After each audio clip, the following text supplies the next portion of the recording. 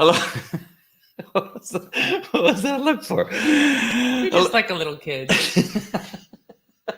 It never gets old. Never gets old. I danced to that song. I love the song. know. That's what's so sweet. Oy vey.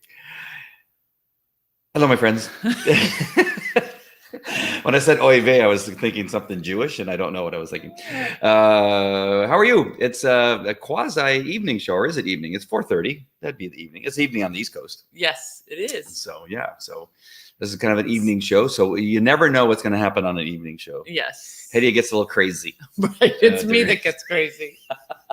Sure. You never know what's going to come out of her Yeah. out of her trap there. Yeah. Sure.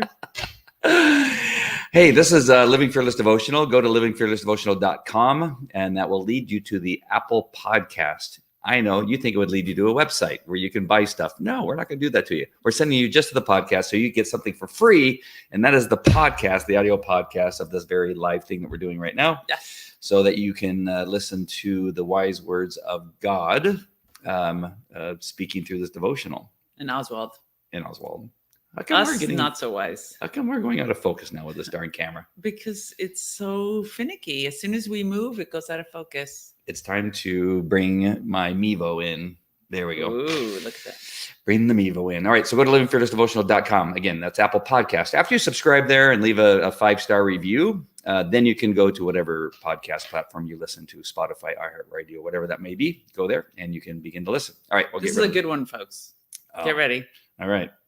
You are on fire with this one. I am. You like this one? I do. All right, it's good. All right, here we go. Again, we're reading from My Utmost for His Highest by Oswald Chambers. And I got a little bonsai tree there, as it looks like. I don't know if it's actually a bonsai. Yeah, and it's crooked too. Yeah, it's growing sideways. It's on the side of a hill. Yeah. It's kind of reminds you of the, is it a proverb where he talks about throwing the seeds? Some seeds land on soil, parable. Some of the seeds land on rock. Yep. It looks like that might be growing off the side of a mountain in rock, strangely enough. Wow. That's what it looks like. All right. So it's June 24th for My Utmost for His Highest, again, by Oswald Chambers. And this one's entitled Reconciling Yourself to the Fact of Sin. And the reference is Luke 22:53. This is your hour and the power of darkness. We'll get into the Luke 22 in just a little bit. Not being reconciled to the fact of sin, not recognizing it and refusing to deal with it, produces all the disasters in life. You may talk about the lofty virtues of human nature, but there is something in human nature that will mockingly laugh in the face of every principle you have. If you refuse to agree with the fact that there is wickedness and selfishness, something downright hateful and wrong in human beings, when it attacks your life, instead of reconciling yourself to it, you will compromise with it and say that it is of no use to battle against it. Have you taken this hour and the power of darkness into account, or do you have a view of yourself which includes no recognition of sin whatsoever? In your human relationships and friendships, have you reconciled yourself to the fact of sin? If not, just around the next corner, you will find yourself trapped and you will compromise with it. But if you will reconcile yourself to the fact of sin, you will realize the danger immediately and say, yes, I see what this sin would mean. The recognition of sin does not destroy the basis of friendship. It simply establishes mutual respect for the fact that the basis of sinful life is disastrous. Always beware of any assessment of life which does not recognize the fact that there is sin. Jesus Christ never trusted human nature, yet he was never cynical nor suspicious because he had absolute trust in what he could do for human nature. The pure man or woman is the one who is shielded from harm, not the innocent person.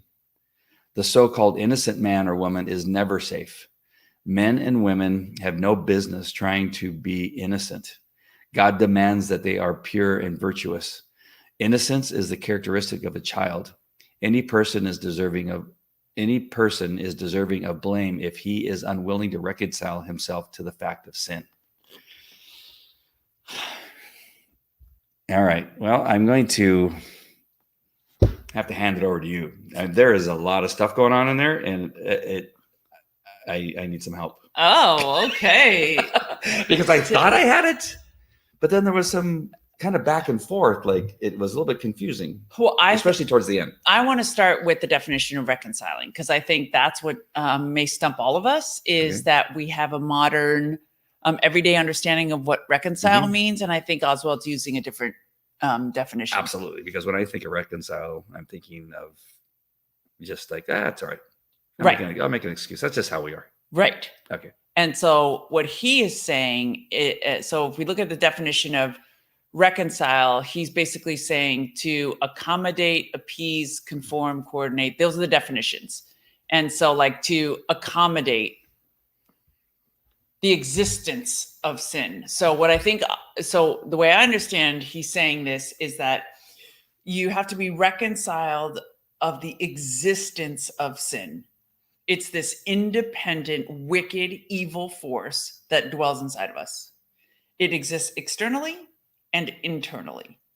And if you instead say, oh, that's not a sin, that's just a person hurting, or, I use the example of having anger issues or a temper. It's a sin flat out. Like the Lord does never provides an excuse for us to be angry and mean, so we can't make excuses and compromise, because then we allow sin to creep in and it's disastrous. We have to reconcile that it exists, it's evil, and you got to run from it. You want to run, like to be pure and virtuous is not to be innocent of the fact that it exists. It's to recognize it and run, to flee from the sin. And that's what he's loving. That's what it's so funny, because he's like, we could talk about having lofty human virtues, but there's something in human nature that will mockingly laugh at every principle you have, meaning that sin has a power that's way beyond anything we rationally say to ourselves. And so if we try to massage what it is you're encountering at that moment, you will fall prey to it.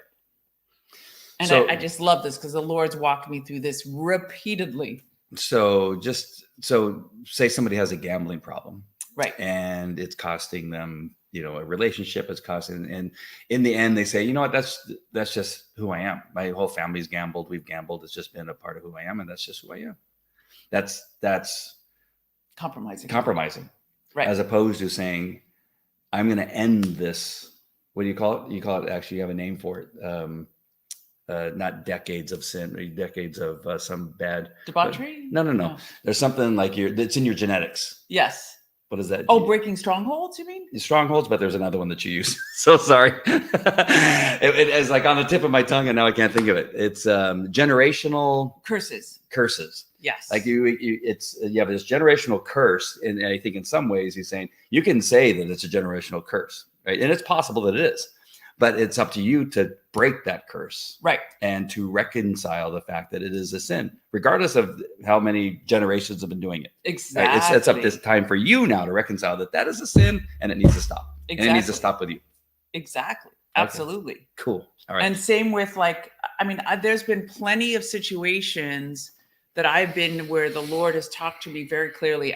Early on in my Christian walk, I had some friends that they would get together with their spouses, and there was me and one other, before I met you, of course, and one other single lady, and we would go to their house, and there was a lot of drinking alcohol, and I just felt like I felt like the situation would put me. I was confronted with sin, and I said, I know eventually, if not today, if not next week or the next week, this is going to lead somewhere that I don't want it to go.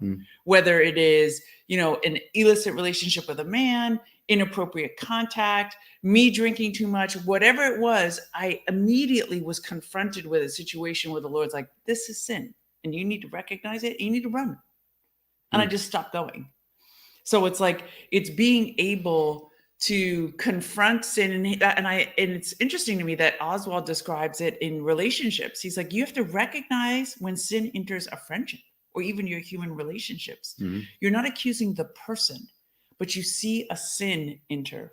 I had another example where I was in a very close relationship with a Christian woman, and she started to live a lifestyle that was not God honoring.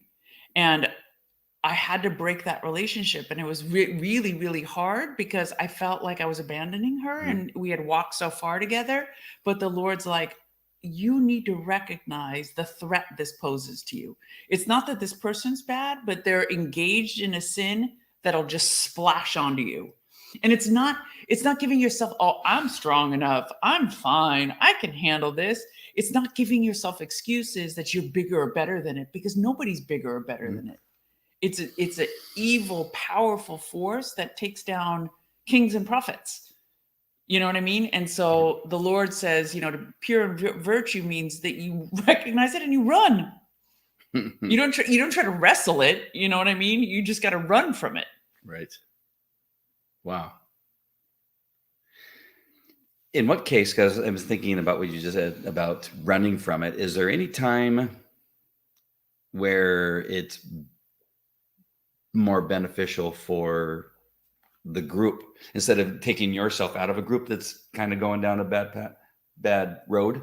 Is there any time where you can say, me staying and showing them what they're doing, is there a way of doing that too? I've seen people do that and crash and burn. Yeah. I mean, I've heard that repeatedly. And I mean, even when I was a Muslim, people used to say, I'm going to be the light that's going to. Right. I'm going to hang out in the bars and I'm going to bring these people to Jesus. Inevitably, the devil takes you before you bring them to Jesus. It just brings you down. Yeah, it just brings you down. Unless you're a super duper lifeguard and you can handle that kind of stuff. I've always felt that it's better that you bring them into your space. So if you want to save those people or you want to bring them into a better lifestyle, you say, hey, why don't you come spend some time at my house where you control the variables that happen? You know what I mean? And you say, okay, well, these are the rules of my house. You know what I mean? And you bring them into your space to try to fix it. But I told you with the Lord before, again, when I was single, so it was before I met you, when this friend of mine started to engage in that kind of lifestyle, the Lord broke the relationship. He's like, it wasn't me being arrogant, being like, I'm not going to be like that. Yep. He was just like, nope, that's a life that, that sin has entered this relationship and I can't have you a part of that. It's tough. It's tough, but it's very humbling. I tell you, it's very, very humbling when you can come to terms with, I can't do that. I can't conquer that. So instead, I'm just going to scurry myself away. It's very humbling. It's interesting. So we had a talk earlier in the car, not just you and I, but with Kelly, my son. So we picked up my son, Kelly, for lacrosse practice. He's in a camp, a 2-week camp. And so I picked him up from his mom's house. And on the way, I don't know why this thought came to me, but I thought it just came to me. Yeah. And so I thought, here's an opportunity. And if you had any I wanted you to make sure and do that, but I think I must have covered it because we just left it. But it's kind of this devotional in a sense, is that we understand as where we've been throughout our life, how sinful men and women are, especially even when we were younger. Nobody's the guilty party. No. It's an external The force. Sex drive is an incredibly powerful thing. It'll make you do some pretty stupid stuff. Exactly. So and it starts once you have hormones. Yeah. And so my son's 14. He's entering high school, and in the new house, he had one of his friends over. Nothing bad happened with that friend coming over, but it did make us think, okay, how are we going to deal with it? Let's set the rules now. 3 teenagers, 2 girls, 1 boy. Yeah, let's set the rules now. And so whatever God caused this to happen, because we had talked about it, that I just said, listen, son, I want to talk to you about something. You're going to have some friends over, like Renee is his buddy that he had over. It's so funny that my son's name is Kelly and the other friend's name was Renee. I don't know what's going on right now. But they're both very manly. So I said to him, we need your help for the good of the house is that, make sure your friends know that they're not to spend any time in the girls' rooms. Being Ray, my daughter, she has a room by herself with a restroom in it, all by herself. And then Zara has the same thing, has a bedroom with her own restroom in it. And I wanted to say that, one of your jobs along with us is to make sure your friends know. Just off limits. That's off limits. You know what I mean? And I mean, a bright line, just being like, you all can congregate in the kitchen, in the family room, whatever it is, but not in the girls' bedrooms. Right. And funny enough, I'm sure you can appreciate now why I wanted the girls to have their own bathrooms, because Andy's like, what's the big deal? They can all share a bathroom when we were looking at houses. And I was like, no, because it's very difficult to separate them when they're all sharing a bathroom, you know? So we were blessed enough to be able to accommodate the girls, but it's not leaving it to them to fight a force that strong. And it's not casting any blame. But I think it's important, just to go with this devotional and stuff, is that we didn't wait for an incident to happen. Right. Then go, okay, listen, this isn't. By the way. Yeah. No, we know that's potentially can happen. We know that there's a very strong, chance that an opportunity may be seen because they're hanging out. I mean, when the kids get together, and the other day we actually all as a family went to a field over here and we were playing, not Duck, Duck, Goose, what we were playing. I don't know, murder or mafia. Yeah, mafia, some story thing where you tap each other on their head and that kind of stuff. And there's games that can be played as young children where it gets into wrestling, testosterone begins to kick in and that kind of stuff. And that's where these things, you all know. I'm not saying anything none of you don't know. But we know as young children, 14 years old, I've got 2 14-year-olds and a 13-year-old, and he's bringing another 14-year-old boy possibly, or 2 14-year-old boys over to the house. It was a good, you brought it up first a couple of days ago, and then today in the truck to have that opportunity to talk to him and start the discussion. Absolutely. Put the seed in his head that we know what can happen, son. Absolutely. Make sure and not put yourself in that position. That's the thing. Do not put yourself in the position, and make sure your friends understand. Don't put themselves in a position where something horrible can happen. Right. Horrible. There's so many different things that can happen. Absolutely. Change a person's life at that age. Change the trajectory of your life forever. Yep. So it's so funny that this devotional came up with that, because it gave me the chills. True. It gave me the chills just now thinking like, that's kind of the thing. We know the sinful nature of people, right? Of human beings.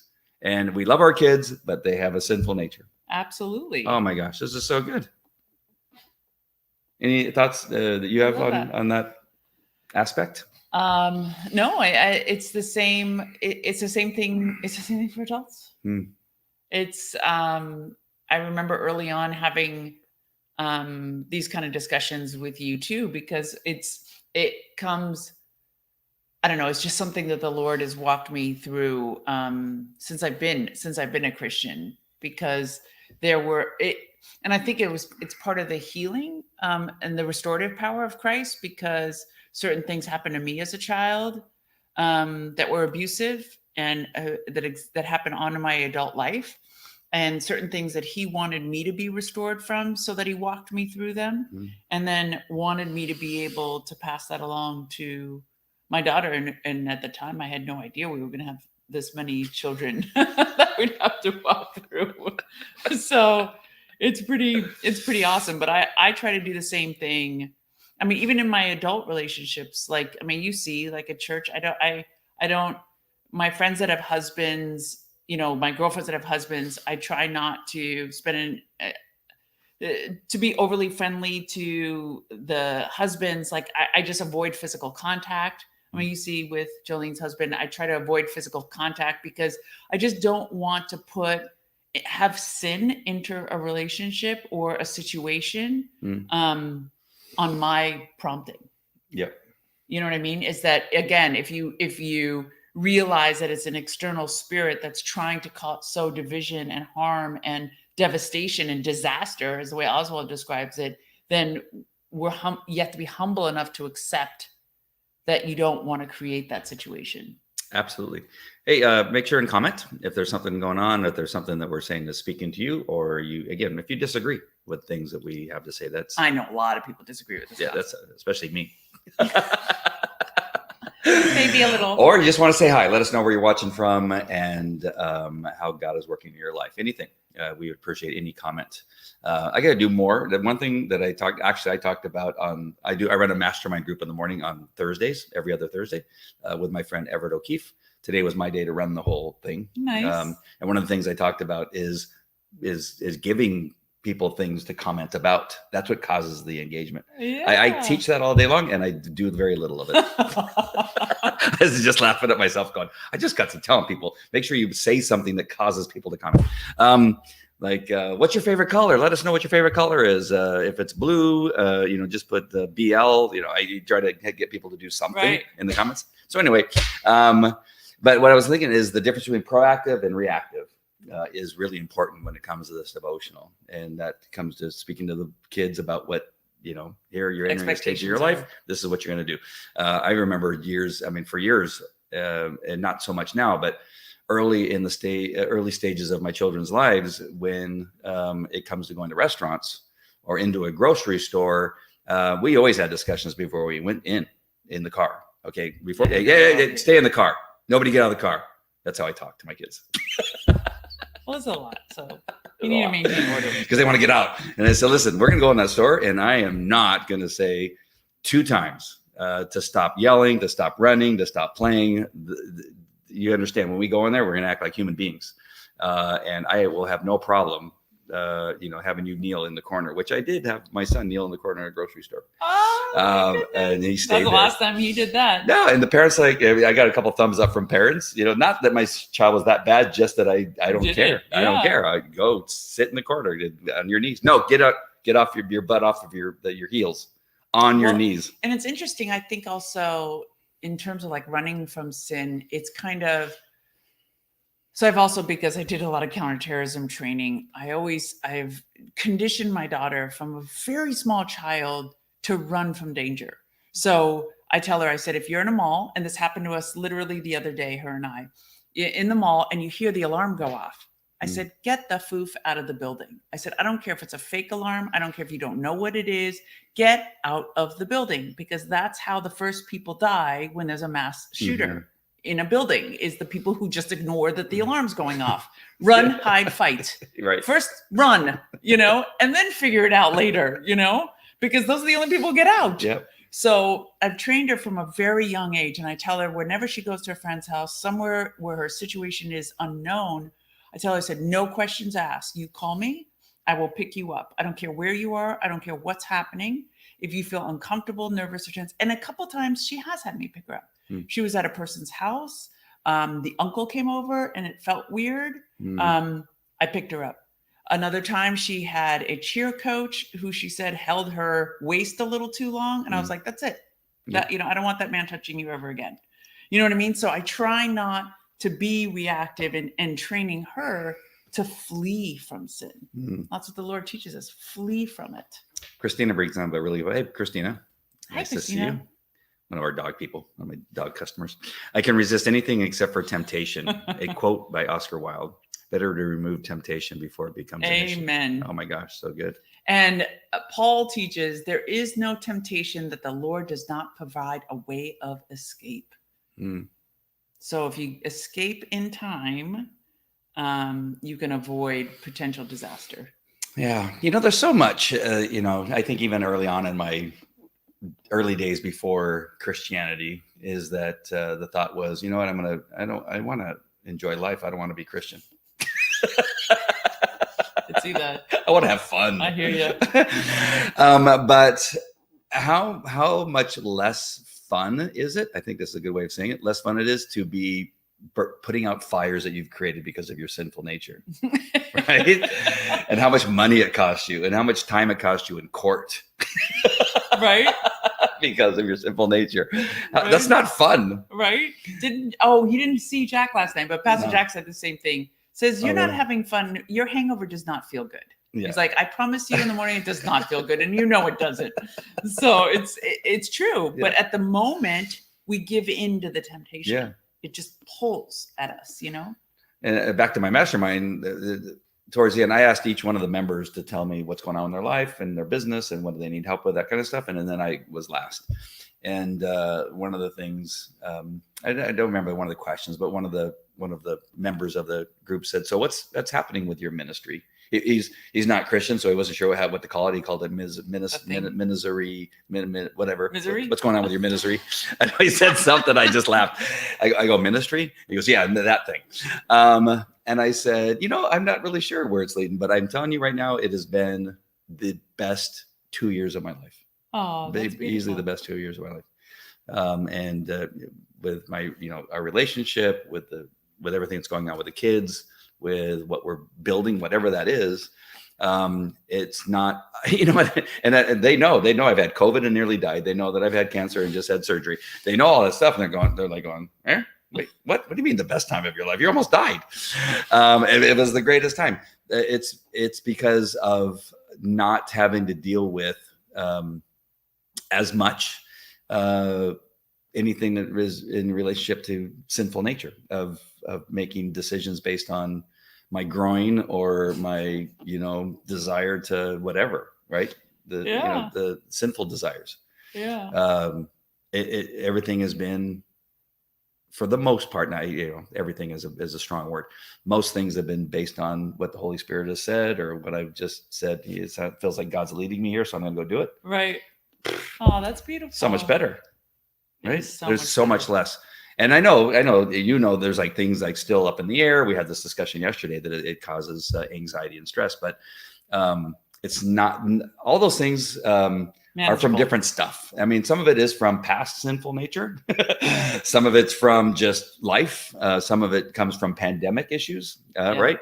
But the ability to be able to tackle them from a biblical standpoint is way better than doing and the it clear-headedness, right? Yeah. Because it's not just, so sin is also the external, the emotional sins of envy, greed, anger, vengefulness. Paul has this litany he goes down of temperaments that he describes. And when you're also clear-headed from those, that's how you also feel God's grace in your life, is that you're like, I want to flee from those sins too. I don't want to be angry. I don't want to be vengeful. I don't want to have rancor, malice, all these like very powerful words that he uses in the Bible that you're just supposed to flee from those sinful behaviors. Also makes it easier to move forward in whatever the Lord puts in your path to tackle. Vengeful still kind of like comes in every so often. I hear you, bro. I hear you. I keep pushing up, and it's like a boomerang, right? It keeps coming back. Bro, no. That's why you never send an email. This is another good thing with the devotionals. You write your email the way that your sinful nature would do it, but the sinful nature shouldn't hit the send button. Yeah. There you go. You should not send it. You can write it maybe for now until you get better, but then let the Holy Spirit speak to you on whether you should edit it exactly and then send it, or maybe not, just hit the trash, hit the trash can. But my revenge, that's Lord help me with that. Help us all. What's going on? Can you talk a little bit more about Luke and this book? What's going on? Oh, so much is going on in this book. So Luke 22, it starts with the plot to kill Jesus. So it starts with the Passover, and then they have the Last Supper, and he describes communion in Luke 22.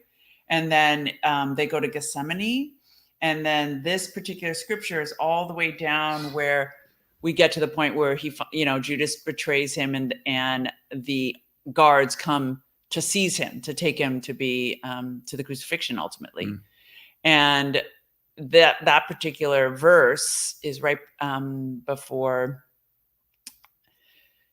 So he says, so at 52, it starts, then Jesus said to the chief priests, the captains of the temple, and the elders who had come to him, so did you come to me as against a robber with swords and clubs? Because here they are all armed to take him. And he's like, when I was with you daily in the temple, you did not try to seize me, but this is your hour and the power of darkness, meaning it is God's will that you will take me at this time.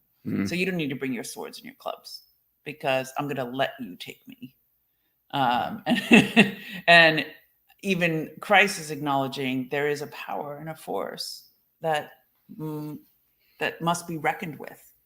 And he, earlier he'd asked the Lord, take this cup from me, but if not, thy will be done. So he had resolved that this is what he came to, the world, to the earth for, is to save us and to redeem us. And there is an hour and a power of darkness. So We also in our everyday life have to recognize the power of darkness. If you see it as like this giant monster, then it's easier to say to yourself, okay, I'm not going to try to kill that monster. I'm just going to leave. Hence, get out of a situation where you know that it's just not Exactly. good, not healthy for you. Christina says, I would love to sit down and have a conversation with you two. It's too hard to just watch sometimes. Too many thoughts to type. That sounds like fun. We'd love to do that. Yes, when you, especially, that's a picture of, is it two Dogs. dogs? Two dogs? Yes. Yeah. And you're welcome to message me. I can set up a time. Andy, me and it's very funny because his son today was commenting on his 110 unread text messages. And he's like, oh my God, that would drive me crazy. And I looked at him and I laughed and I was like, yeah, I look at it every now and then, drives me a bit batty too. But so you're welcome to reach out to me and I can set up a time that we could do that. That'd be fun. It's just they end up under, like I said, once they're past the fold, which is the bottom of the screen, I can't, I got carpal tunnel syndrome. I can't scroll down to look at and now you're encouraging all your friends to just text you like crazy. Text you.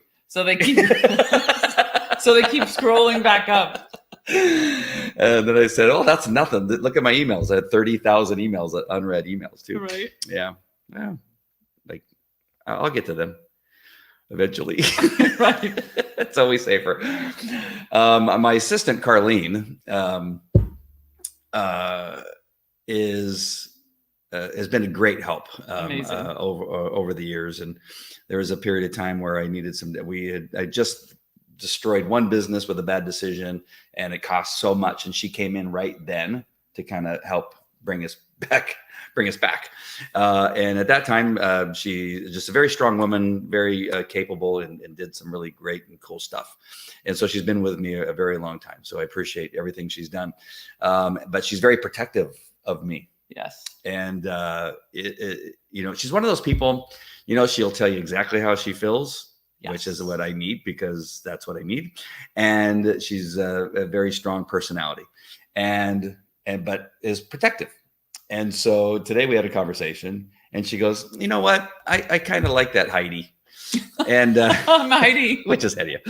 And I go, really? She goes, yeah. She goes, it just took me a while for us to kind of feel each other out and get to know each other. But she's very smart. She's a very smart woman, and you need her. You need a smart woman. Oh. And she goes, don't screw it up. Famous last words. Famous last words. But I thought I'd share that with you. Oh, I don't know. I didn't know you guys had talked earlier today. Yes. But that's what she had for me before we hung up. She asked me how I was peeing, if the peeing was going okay. The voiding trial. The voiding trial. There's always a better word, void. Yes. So my voiding is going well, just in case you were wondering. But yeah, other than wanting to know about my voiding. And anyone that's not been listening, Andy had prostate surgery. So it's not that he talks about his peeing just like that for no reason. Willy-nilly. Willy-nilly. No pun intended. They got the cancer out and had to do this HIFU, which is high intensity frequency ultrasound, right? Wow. You remembered what HIFU was? Oh my goodness. Come on, bro. I've been struggling with that for a month, 6 months now. I don't know how I remember that. That's amazing. It just came off the top of my head. Which is a great procedure. I'm now happy with it. There was a period of time where I was really concerned because things weren't happening. But it looks like things are going to be going back to normal, and it's amazing. I've not had any of the issues that unfortunately, that some people have. Yet it was just like 4 days there where I couldn't urinate normally because I have a catheter in. I still do. There's a catheter coming out of my stomach that's going into my bladder. But things are going well. Yeah, he's got a couple of bloopers with the catheter. Oh, why'd you have to bring that up? I just said bloopers. I didn't say what they were. The hose is going. Remember that? What was that toy called in the pool? the water wiggle. Water wiggle. You love somebody when you deal with a water wiggle. How dare you? Oh, I know you absolutely have to love me. There's Yes. no doubt in my you would not be sitting here if you didn't. You've had to deal with so much. All good. Oh my gosh. So, folks, I got to tell you, Folks. those of you that are still with us, reconcile yourself to the existence of sin and run Yes. and flee from it. Oh, I never finished my point about becoming a Christian's not fun. It is way more fun. Oh, Is that's my point good. to all of the viewers to leave you with Because something. you've had a lot of fun. Oh man, I've had tons of fun. I have people so many times. My cameraman that used to be with me, Dan, the cameraman, for a couple of years, he'd follow me around and just film everything I was doing. And he's like, telling me, he goes, dude, I've never met anybody like you.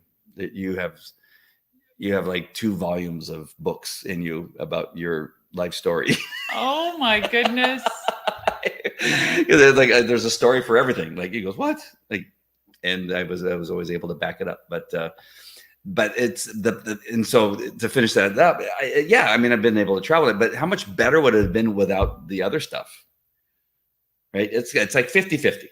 50% of just incredible times. Being a cop, I mean, you can't go out and answer 45 calls a night and not have something very interesting happen, like a shooting or stabbing or somebody get hit by. That's interesting. Somebody get hit by a train and you're looking for their body parts. That sounds like fun. Finding children that are lost and finding them, and how fun that is to find them, and they're not have not been kidnapped. They're simply hiding underneath the parents' bed that have been like done to. That's the first thing you look inside the house underneath the bed. Oh, that's where many kids are. So there's that. But if I could just have removed there's some of the negative stuff and really unfortunate stuff, that just came from. I'm glad you're seeing that, because I've often asked you, I'm like, you always tell these stories and they always have happy endings. Like, I'm like, weren't any of them disappointing?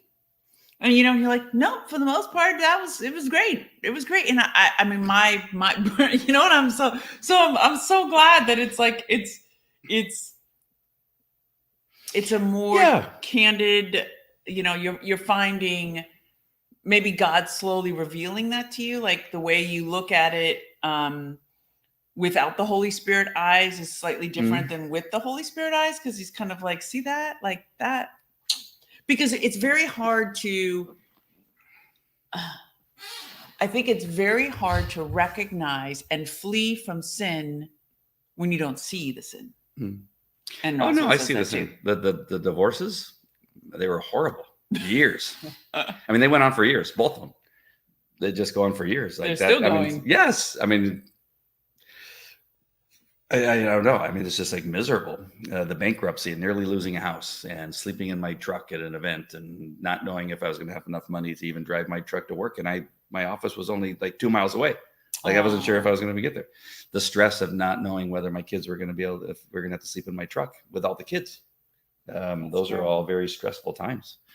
Those are just all because of stupid, bad decisions, like just dumbass decisions, sinful, like wanting more, thinking you can do more, thinking that, I have this now. Of course I've done this. I can now have I can have the world. Like it's greed. Yes. Yeah. Like just really stupid things just cause so much pain, discomfort. Yeah. I mean, and just and then the kids, I mean, the worst part is looking the kids in the face and having to tell them certain things is a miserable thing. So painful. Yeah, absolutely. And it sticks with you. And my oldest daughter, what she had to go through during that divorce and everything that was going on with that. So yeah, those are the things that I think surely much of it could have been, better dealt with without some of the bad decisions. Yes. That could have been made. Something like that way. And Christina says, what you just made reference to is you can't appreciate the good without the bad. Amen. Yeah. So there's no doubt. It also just makes things easier to deal with. Again, so we had a discussion yesterday just about what's happening with certain issues and things like that. But it's so much better to be able to do that with God than it is without. In the old flesh, your feelings get hurt. Your pride gets hurt. Your desire to be right. It's emotions. It becomes emotional based. rather than spirit-based, which is what are we really trying to accomplish here? What are we trying to do, whether it's ministry or family, is believing that we are trying as best we can to follow the Lord's prompting, as opposed to making it personal. Yep. And filled with just silly emotions.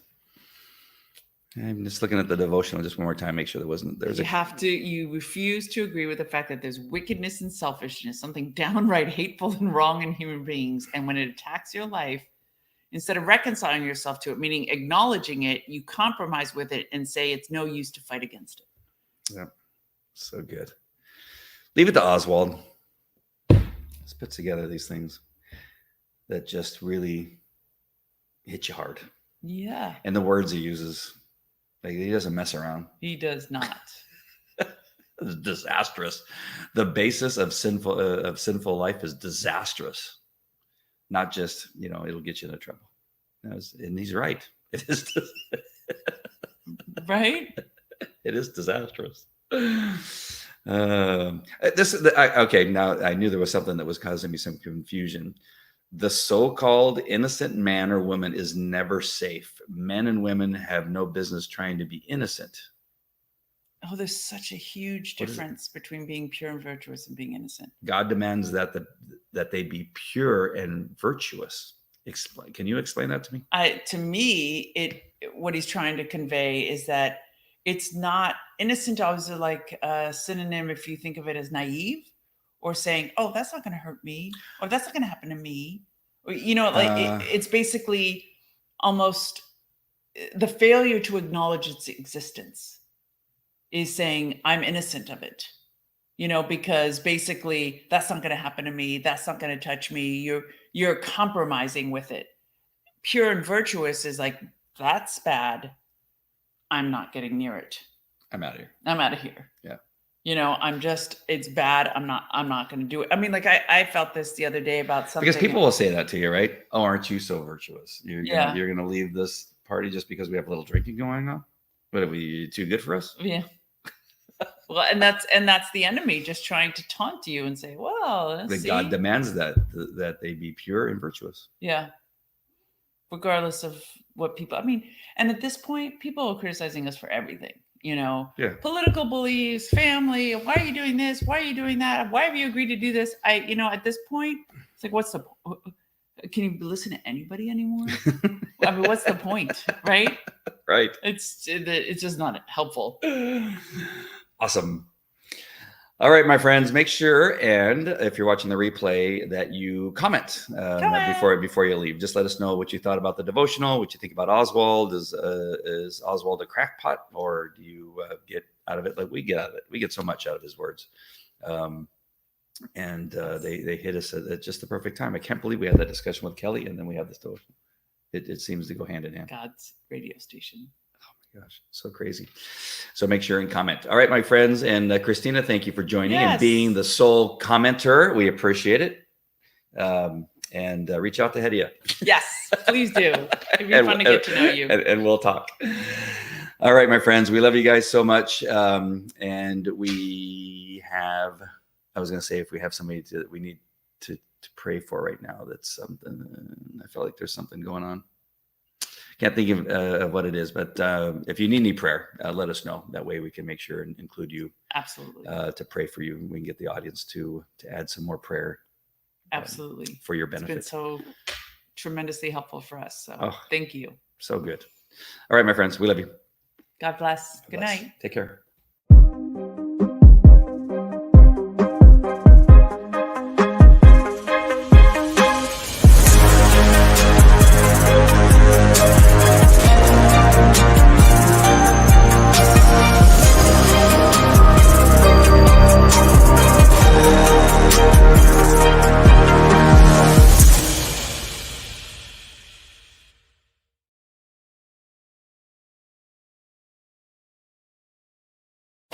This has been a God moment.